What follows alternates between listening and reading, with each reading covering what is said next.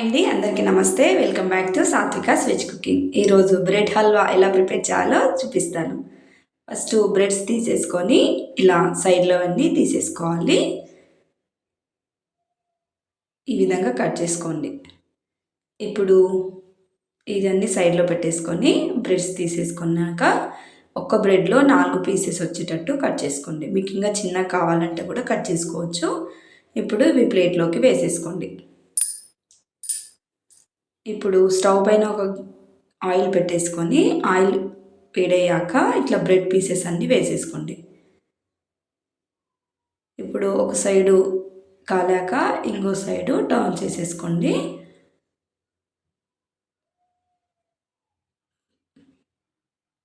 ఇప్పుడు కొంచెం colour change అయ్యాక ప్లేట్లోకి వేసేసుకోండి.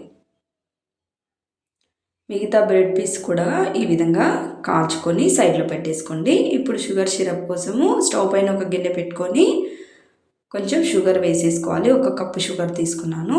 2 గ్లాస్ వాటర్ తీసేసుకొని చూడండి, షుగర్ అనేది ఈ విధంగా వచ్చాక స్టవ్ ఆఫ్ చేసేసుకోండి.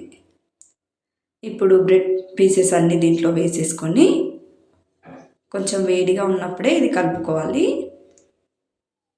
బ్రెడ్కి అంతా షుగర్ సిరప్ పట్టాక కొన్ని పాలు వేసేసుకోండి.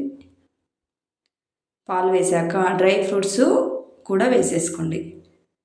చూడండి ఎంత బాగుందో. వీడియో నచ్చితే లైక్ అండ్ సబ్స్క్రైబ్.